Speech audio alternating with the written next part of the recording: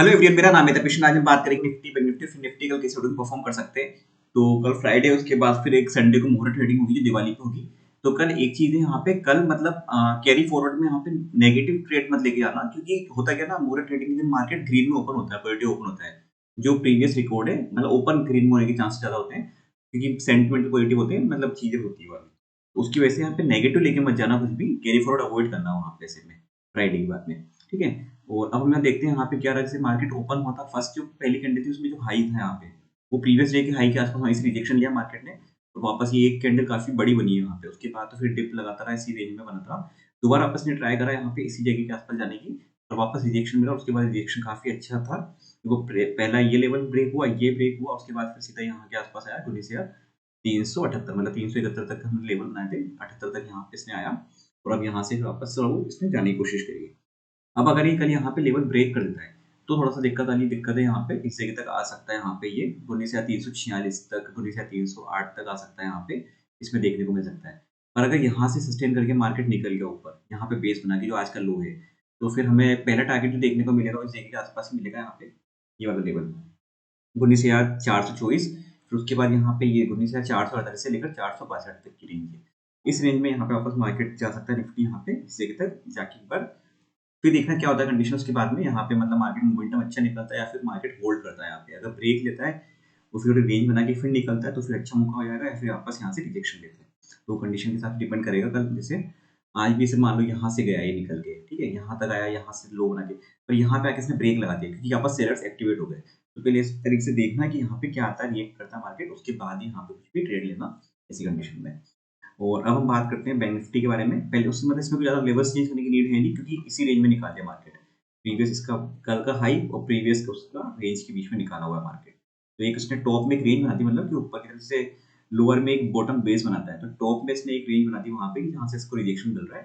तो जब तक इसको ब्रेक नहीं करता है यहाँ से, नया मतलब यहाँ पे पोजिशन यहाँ पे अब नहीं आ सकता। ठीक है। अब हम बात करते हैं यहाँ पे बैंक निफ्टी के बारे में।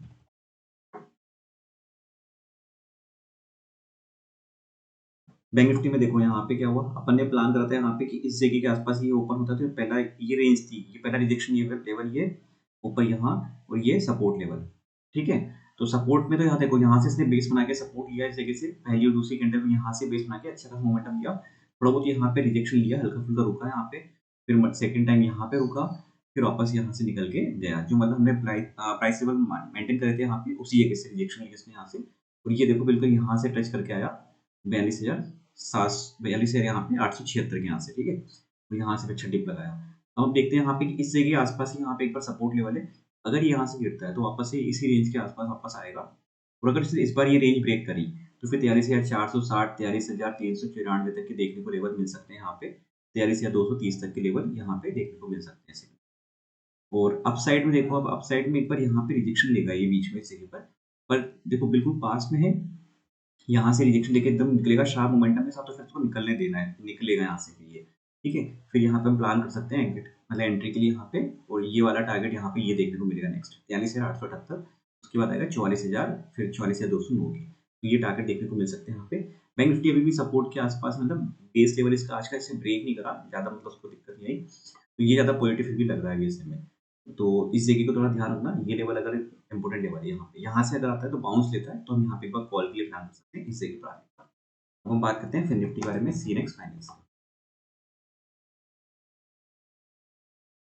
सीनेक्स फाइनेंस में देखो यहाँ पे इसी जगह के आसपास वही लो बना रहा था यहाँ पे। प्रीवियस डे का जो लो है वहां से सपोर्ट बनाया इसने, और वो वापस उससे बाउंस करके ऊपर मोमेंटम निकाल दिया।